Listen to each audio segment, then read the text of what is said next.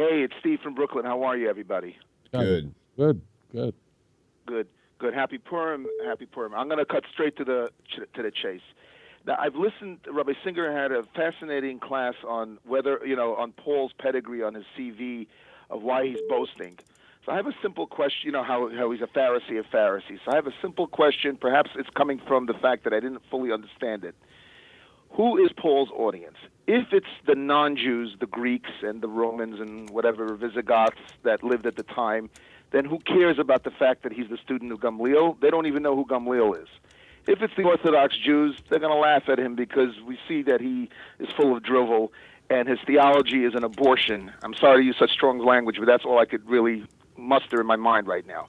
Is he going for the middle-of-the-road Jew that's kind of knows a little bit but doesn't know a lot? Who's his target audience? Thank you. That's my question. Is it clear? Yep. Very good. Thank you, sir. Very good. Have All a right. good one, and I'll talk to you later. I'm going to listen to the answer. Okay, Thank brother. you. Thanks, man. Bye. This is a very good question. No one ever asked me that before, and the answer is very, very clear. Paul, not in all cases, but in almost all cases, is speaking to non-Jews. His interlocutors, meaning the people he's fighting with, are largely Jews who became Christian. We're using the term Christian, although at the time it's very likely that Paul and Peter did not use that term about themselves, but we see in the Christian Bible that others use that about who we now call Christians. But we're going to use that word Christian because it's conventional. So let's be very clear. Paul is asserting that he's doing this all over the place. Very famously in Galatians 1 and in Philippians chapter 3.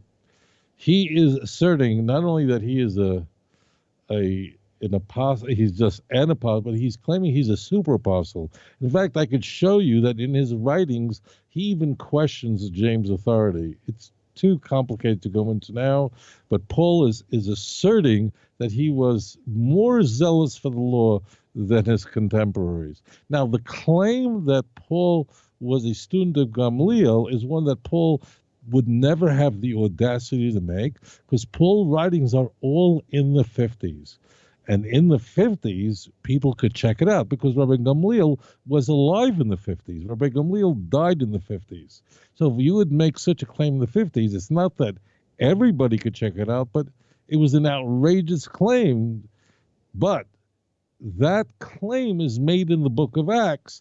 The book of Acts is written 80, 85, 90, it's very much later. So therefore, by the time you're at the end of the first century, then you can claim anything you want to. So first of all, Paul, in speaking to the churches in Galatia, that the book of Galatians is addressed to, it's not one church, but it's many churches.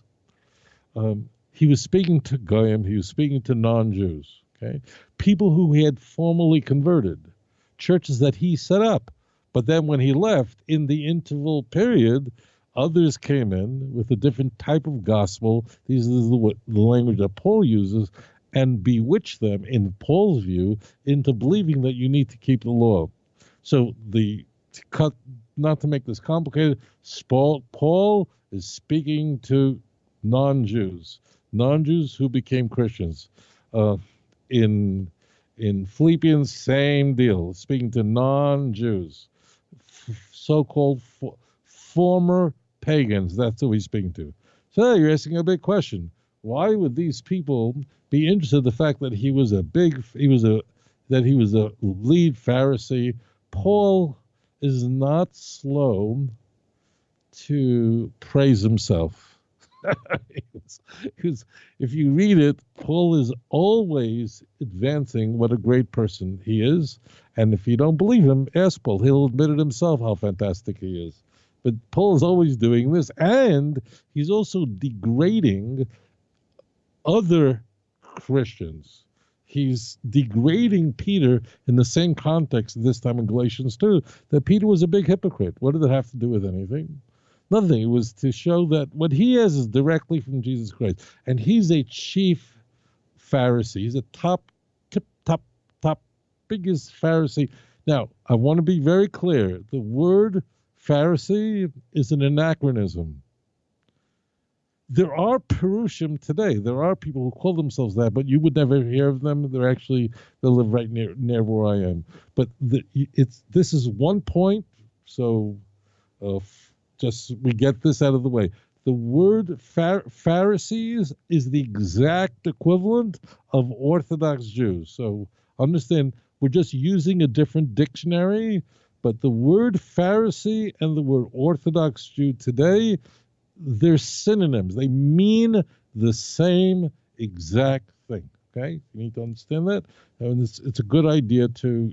There's a reason why I raise this very important point to you to bear in mind. So the question is, why would non-Jews who are his audience in these churches, wherever they are around the Mediterranean, in what is today Turkey and so on, why would they be interested in the Pharisees and Orthodox Jews and big rabbis? And the answer is, think today. Think about this in our time now. People who are not Jewish are very familiar with what form of Judaism, Orthodox Judaism. I'm not saying every single person on earth knows about us, but we're really, really well known. And it's Orthodox Judaism that people are most familiar with. I'll prove it to you. I'm not here to say anything, cast any aspersion on Reform Jews or conservative. Please don't misread my words. But people are most familiar with the practices of Orthodox Jews. To prove it to you, if you asked anyone, what exactly does the Reform movement believe that distinguishes it from others, people would have a very hard time telling you. Even though the Reform movement, in terms of membership in the United States, and the conservative movement, in terms of membership in America, probably is larger than the Orthodox movement. It's a little complicated, but just even though they may be more, everyone knows what the Orthodox Jews are, and everybody understands who the great rabbis are. And those great rabbis today that are known are Orthodox rabbis. Always that way. And Judaism is it's an ethno-religious group, are far more well known and well studied than our numbers should account for. Even though the Jewish people are there are 100 Muslims for every Jew in the world. Do I need to say more? Well, 1/4 of the world's population, but obviously the world is quite interested in Jews and Judaism, and it's well known. And it was very much the same thing back in the first century. People knew a lot about the Jewish people.